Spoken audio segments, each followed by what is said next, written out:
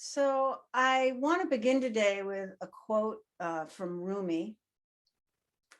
And he says, "Your task is not to seek for love, but merely to seek and find all the barriers within yourself that you have built against it."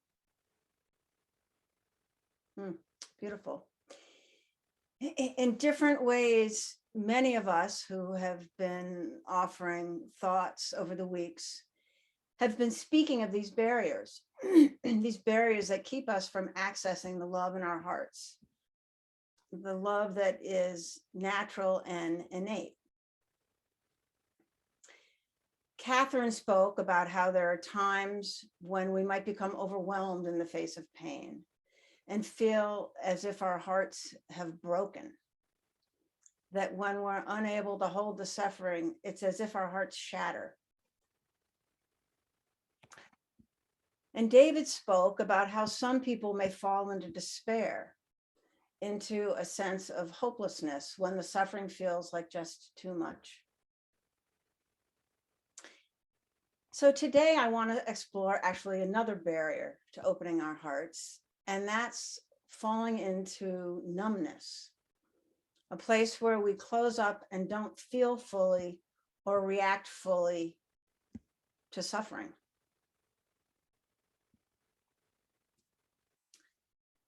So numbness may be learned sometimes when we're really young as a way to protect ourselves and our vulnerable hearts.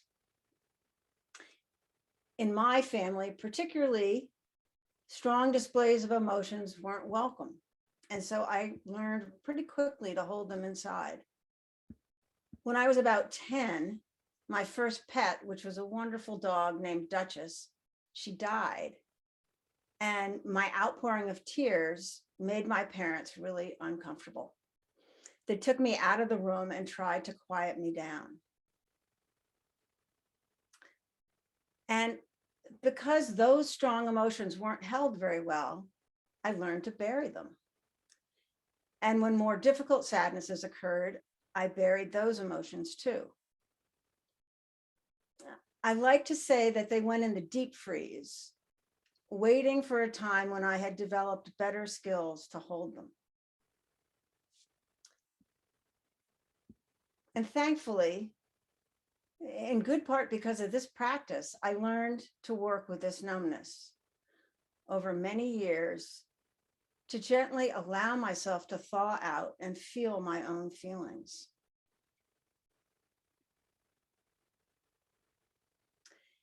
So recently, I've been really interested in learning about another kind of numbing. A psychologist named Paul Slovic is trying to understand and explain the human response, or really lack of response, to the extreme suffering that we're experiencing in the world today.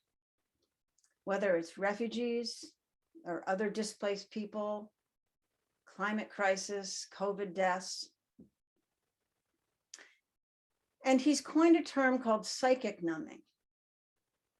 He believes, and his research corroborates it, that when the level of suffering becomes so immense, when the number of people gets so big that we lose our ability to engage, people just become numbers.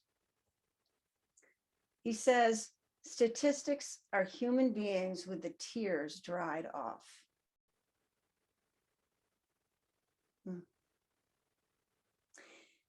If we know one person, one family that has, for example, lost their home or suffered a tragedy, generally the community response is huge. People offer money and meals, tangible items. And it's really heartwarming to see and really heartwarming to be a part of. And we can see how naturally compassion arises.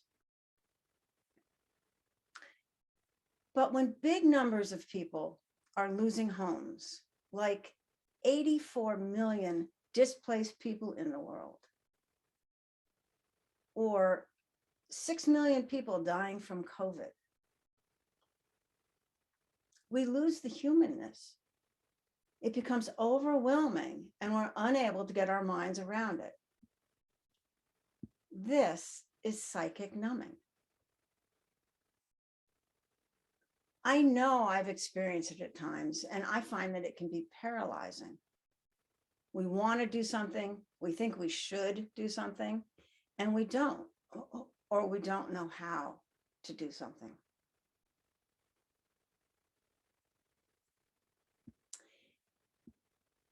I absolutely believe that this phenomena is not something we have to accept as true. That there is a way to grow our hearts, to hold more and feel more compassion. This path that the Buddha laid out can offer us hope in the midst of these feelings of hopelessness or helplessness.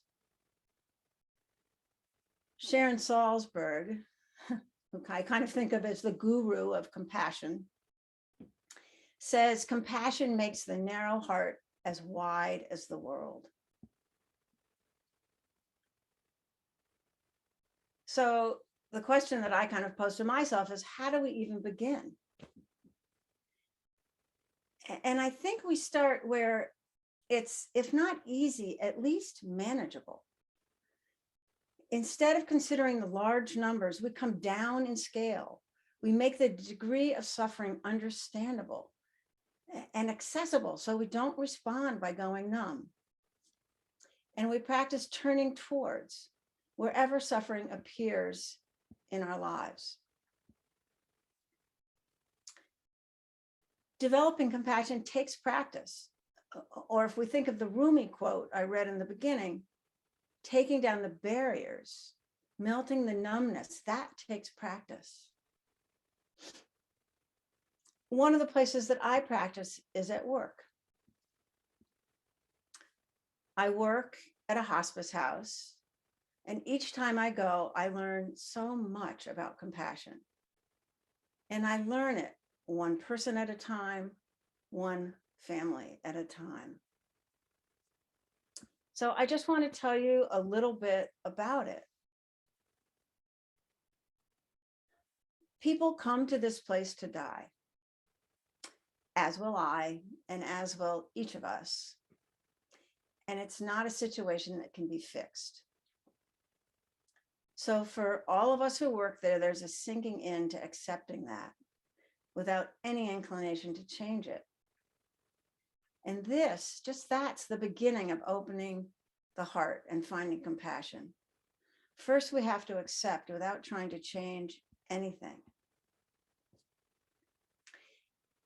And then we commit to not turn away. Patients and families are here at the most vulnerable time in their lives and have entrusted us to support them. And everyone here in their own way offers compassion and care. Even the building was built with this in mind. The designer, the architect designed each room with huge windows and sliding glass doors, big enough for a bed to be wheeled out onto the porch. And the cook meets each patient to find out what their favorite foods are and then cooks it for them. Local artisans have made homemade quilts to put on each bed. And all of these things together create an atmosphere that's almost palpable.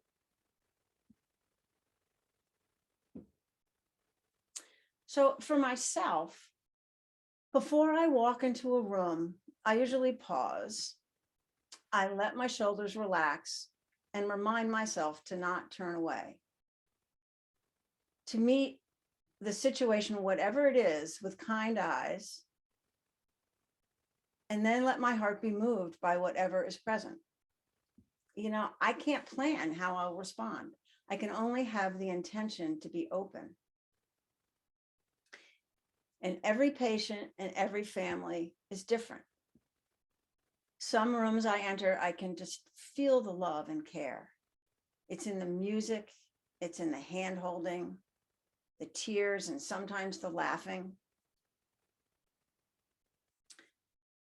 Other times I enter a room of a patient and maybe there's one family member there, and they're working on their computer on the opposite side of the room. Or a patient is there with no other one in the room. Each room feels different, and the permutations are endless. Maybe I find agitation or depression, anger or confusion. You know, I might listen to the grief of a mother letting go of a child, or I might just sit quietly with an older man who's alone. Or maybe I have the great privilege of hearing wonderful life stories and laughing with the family. A lot of the things that David described yesterday, soft belly and strong back, orienting as equals, courage, discernment, many of these things show up in my interactions. And I can't begin to understand all the dynamics. And I find that really that doesn't matter. All that matters is that another being is completing their life. And just connecting with that enough is enough to arouse compassion. Ram Dass uses an expression when he speaks of working with the dying. He says, we're all just walking each other home. I just find that such a beautiful image of a compassionate act, walking each other home. So now, when I hear those big numbers about COVID deaths, I make them smaller so my heart can open up a bit. I might reflect on one of my patients, all the emotion, difficult decisions, uncertainty, physical pain, all of it. And I can keep my heart open to that. And I remember that all those feelings are true for each one of the people reflected in those big numbers. It helps. One person at a time, I can stretch my arms a little bit wider.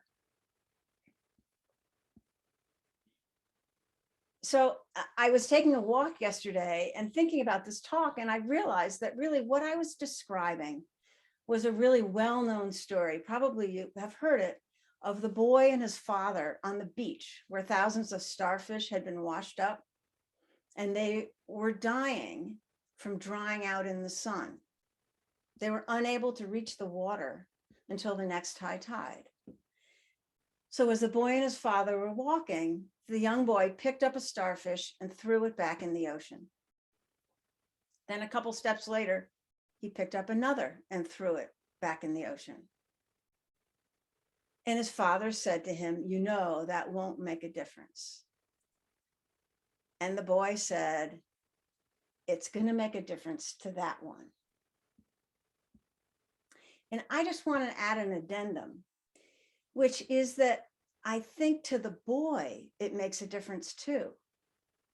Instead of falling into numbness by the massive numbers of starfish, he kept his heart open and he felt compassion, one starfish at a time.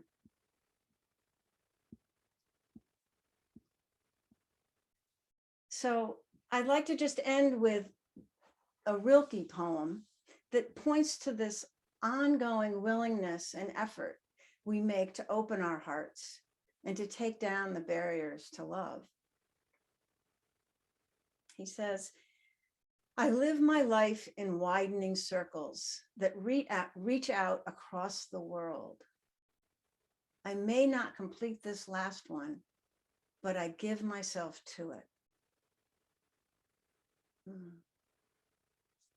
Thank you.